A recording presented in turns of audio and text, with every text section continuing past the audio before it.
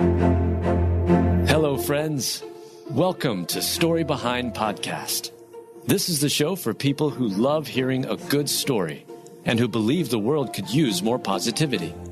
We're the team behind GodUpdates and GodTube, and we hope these weekly short stories will brighten your day.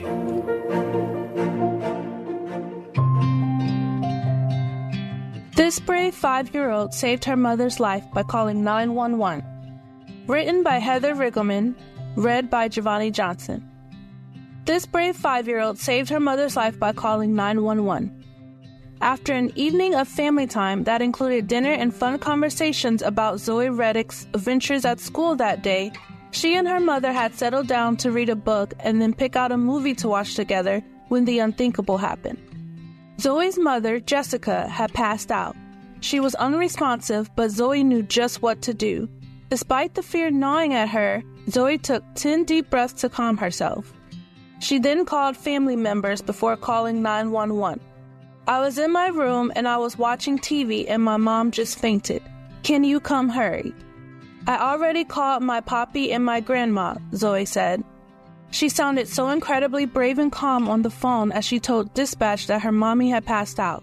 She also gave dispatch her home address.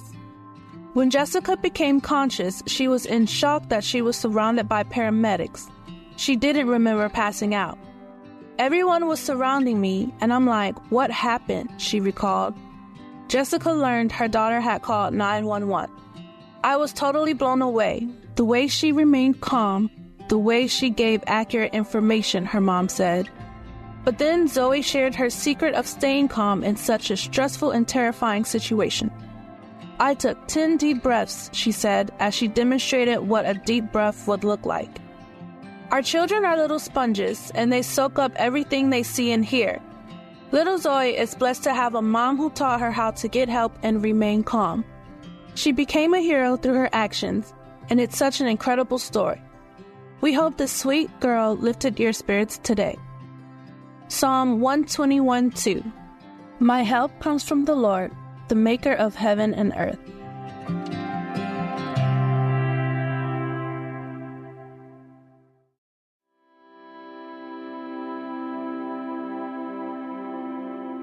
These twin sisters have an important message to share on their 102nd birthday. Written by Holly Wells, read by Giovanni Johnson. Toledo, Ohio was the place to be when two very vibrant and beautiful twins celebrated their 102nd birthdays together. Born in 1922 and raised in Toledo's Old West End, the Johnson twins just celebrated their milestone birthday on September 15 in the Toledo suburb of Sylvania.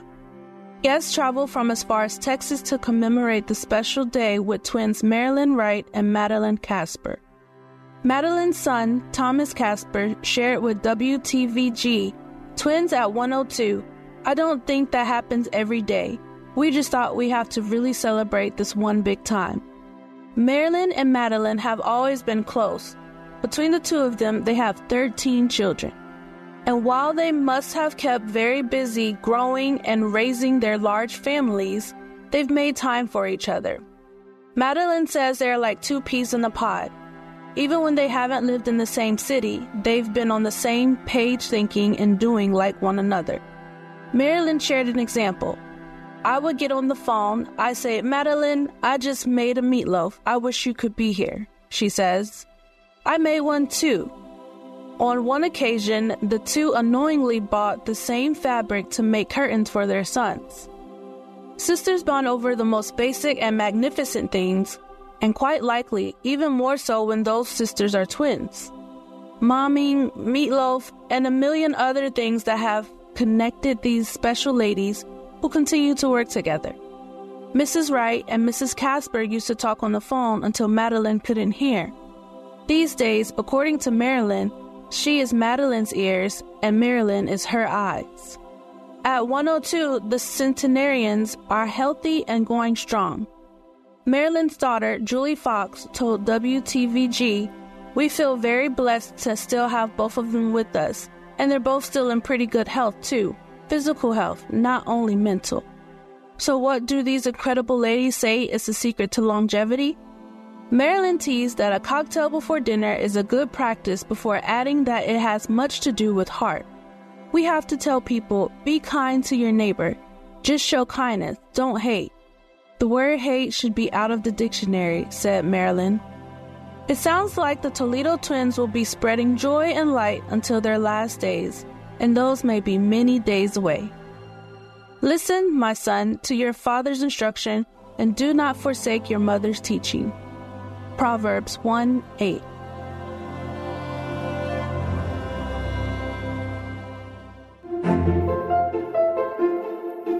Thank you so much for listening to Story Behind Podcast. We're really glad you joined us for this week's story. To see photos and videos that may have been referenced in this episode, check out the links in the show notes. And if you enjoyed what you heard today, subscribe to our podcast, and please tell a friend about us. We'd also love it if you'd rate us and leave us a review.